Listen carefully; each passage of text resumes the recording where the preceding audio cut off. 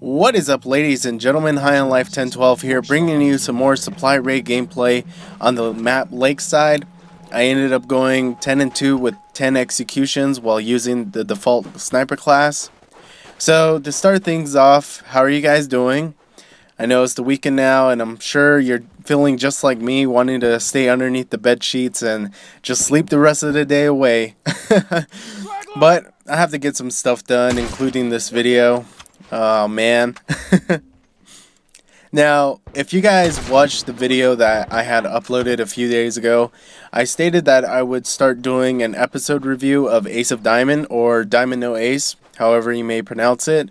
And that's exactly what I'm going to be doing today, starting off with episode 1. So yeah, today marks the start of this episode review series for Ace of Diamond, and hopefully I'll be able to do this right, because this is the first time I've done something of this sort, and I'm really going to be conscious about what I talk about, because the last thing I want to do is spoil things for you guys beyond this episode. So I'll try my best to keep things in order, and we'll just have to see how it goes. So yeah, episode 1 of Ace of Diamond. Now, just a heads up, I started watching Ace of Diamond when there was already like 10 plus episodes released, and I was kind of surprised that I didn't hear anything about it, especially since I'm like a baseball nut and everybody around me knows that.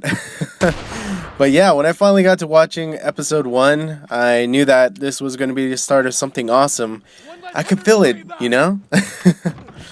So, we're introduced to a character by the name of Ajun Sawamura, who is in his 3rd year of middle school.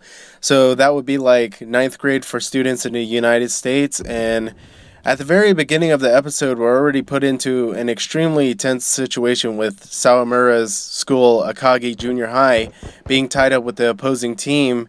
And the situation was just like something out of a baseball book or tale, where it's the bottom of the ninth, 2 outs, and either you're up to bat trying to win the game with a walk-off hit, or you're on defense and you're trying to either end the game or make it go into extra innings.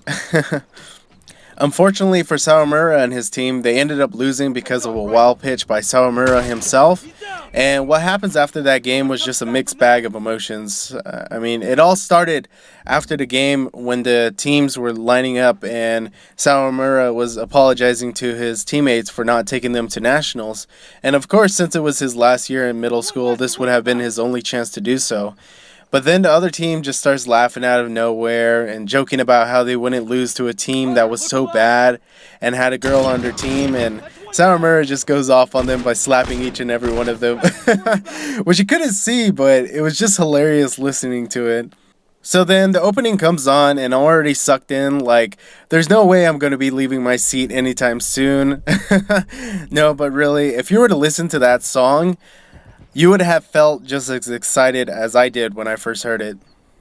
Then, after the opening, we jump to when Sawamura is being talked to by his coach, who I felt like he was more like an advisor. I don't know, he didn't really give off the feeling that he was the coach. But anyways, he was just talking about the aftermath of the game, aka the slap fest. And he was telling Sawamura that his chances of being recruited to play high school baseball was slim. So Sawamura's response to that was, "All I need is a ball and a bat to play baseball." Which is somewhat true. Yeah. You're kind of forgetting about the glove, but that's okay. I like the enthusiasm. And I think that's the best thing I like about him, is his personality.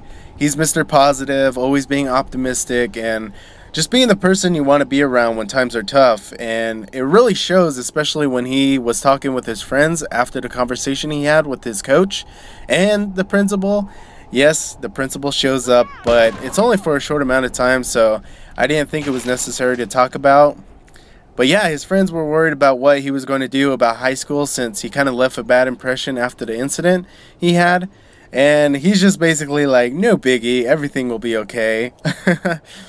And also, during this scene, we're introduced to his childhood friend Wakana, who you do get a quick glimpse of during the opening scene. And she's the one, while Sawamura was talking to his friends, who brought up the issue of Sawamura not being able to get accepted to many high schools, But like I said, Sawamura was like, no sweat, everything will be just fine. Then Wakana tells him that the school that everyone else is applying for isn't exactly the easiest school to test into. And the facial reaction that he gives after hearing that was just too funny. So after all of that, for like a good minute or two, Sawamura is shown to be studying, even being helped by his friends at one point in time. Then we get to the meeting between Sawamura's family and the assistant director and scout for Sado High School, Takashima Rei, aka Rei-chan. Sorry if I messed that up. That was pretty much my first time including Chan to someone's name. Anyways, Rei-chan is at Sawamura's residence to offer an invitation to Eijun to play baseball at Sado High School, and when she gave the reasons as to why she took an interest in him, the whole family was pretty much shocked. And it was funny because I understood why she would take an interest in him, but I don't think other people would have understood. Sure, the things that she pointed out might have seemed stupid, but when you really think about it from a baseball perspective, those qualities do exemplify a pitcher, more so an ace pitcher, to a certain degree. I mean, you can't just be an ace because of your personality. You do need some skills to stand your ground as the number one pitcher on your team. So yeah, the meeting continues on, and Rei-chan, like I said, invites Sawamura to play at Sado High School, but then he goes off about how he would rather play baseball with his hometown team, and no matter where he might end up, he'll be chasing the same dream, which of course would be to play at Nationals. And after hearing this, Rei-chan still invites him to at least watch one of the practices at Sado to see what baseball is like in Tokyo. And on top of that, she adds that the environment that Sawamura played baseball in wasn't really suitable for him to improve as a baseball player, which I completely agree with. Like I said before, his coach didn't really seem like a coach, and his teammates probably didn't play baseball until middle school. Not only that, they had to use a girl to fill in the last spot on the team, so it really tells you where baseball stood in his hometown. Now, in the end, he does take up the offer to go to one of Sado High School's practices to see what all of this top-level baseball was about, and it came to no surprise, well, at least to me, that he was enthralled by what was happening in front of his eyes once he got to the baseball field. However, he acts like it's nothing, saying that you don't need all this equipment and facilities to play baseball. Again, it is true to a certain degree, but if you truly do want to take your baseball skills and abilities to the next level, you'll need to be in an environment such as the one that Sawamura was shown. Then we're shown an ongoing practice session between a first-year pitcher by the name of Kawakami, who you'll see more of in the anime, and a third-year player by the name of Azuma, who was drafted to play pro ball, and he also hit 42 home runs during his high school career, according to Rei-chan. So, as their session goes on, Azuma comments on how bad Kawakami was throwing, and he also said that someone should put him in a cardboard box and send him back home, or something like that. I don't remember what he exactly said. But basically, he was just giving his underclassmen a hard time, and this is where Sawamura steps in because he had enough of it. I mean, I was like that in high school. I didn't care for the older players picking on the younger ones. I know that when I was one of the seniors on the team, I didn't really pick on any of the younger guys. I always try to encourage them and whatnot, but yeah. Sawamura steps in and remarks about how fat Azuma was, and he also says that it was doubtful that he was going to play pro baseball with a body like that. After Sawamura's comment, a conflict between the two ensues, and everybody around them is scared because they don't know what the outcome is going to be. And this is also when Sawamura tells Azuma that he can't play baseball by himself because it's a team sport, which is true. I mean, there are 9 players on the field, not just one.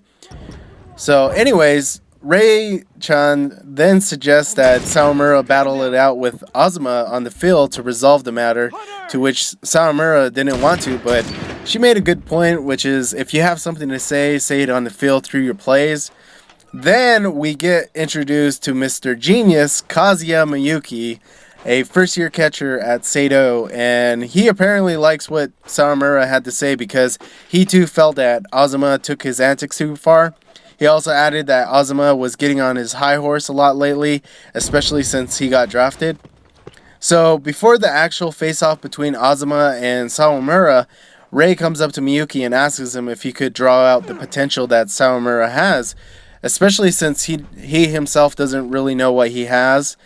And also, I guess it's the first time that Sawamura uses a hardball, which is basically a regular baseball. And apparently there are also rubber baseball leagues in Japan, which in the US is uncommon. The only time that I can remember using that sort of ball was in T-ball, which was for kids that were around the ages of 4 to 6. Anyways, Miyuki and Sawamura are warming up in the bullpen, and Azuma comes by just to let Sawamura know that he wouldn't let him off easily. And Sawamura's response to that was, "The same goes for him, or the same goes for you. And if I were to hit you, there would be no hard feelings." Oh yeah, I forgot to mention, but Sawamura's teammates and friends from his hometown went by his house and they found out that he was in Tokyo, but that scene only lasted for like, I think 20 or 30 seconds, so it wasn't really something that I felt I needed to include in this, but I just did it, you know? But yeah, the episode ends with Sawamura up on the mound, ready to face Azuma.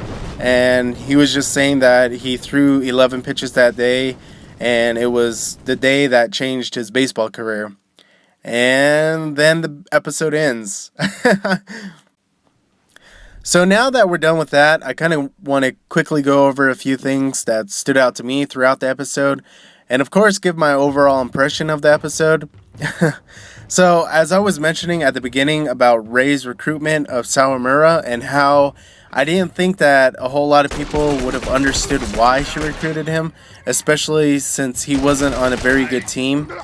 Well, the thing you gotta understand is that the thing that caught her attention was his ability to take on a situation with no doubt in his mind, as well as putting out all that he had on the line to prevent a bad outcome from happening, even though the opposite did happen. Now, when I look at it, that's exactly the type of pitcher I would want to have on the mound. Somebody that can give his all in the most crucial moment of the game, especially if he is your ace pitcher. Also, when Rei pointed out that the usage of his wrist during his slapping fiasco truly demonstrated his ability as a pitcher, it sounded kind of dumb, but when you think about it, it's really not. I mean, wrist movement does help out a lot with ball movement. Now, with speed, it's a completely different story, but I'm not going to go into too much detail about that, probably later. But yeah, the whole episode was pretty good. It kept me interested, and of course, I can relate to some of the stuff that was brought up, and I cannot wait to see what comes out of Sawamura's experience at Sato High School. And also, the opening song for this anime is just so good. It's like one of those songs that can keep you pumped up for the rest of your day. No, but seriously, you'll hear it and you'll be pumped up for the rest of your day.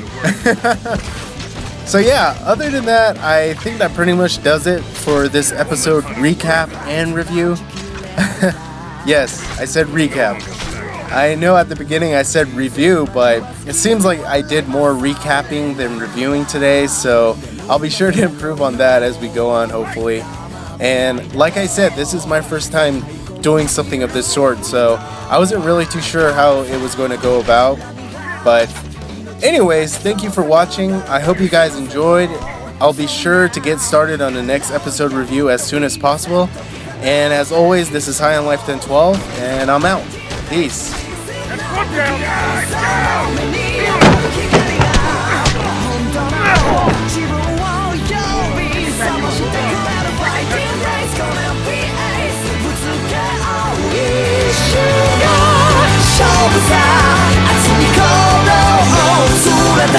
Go!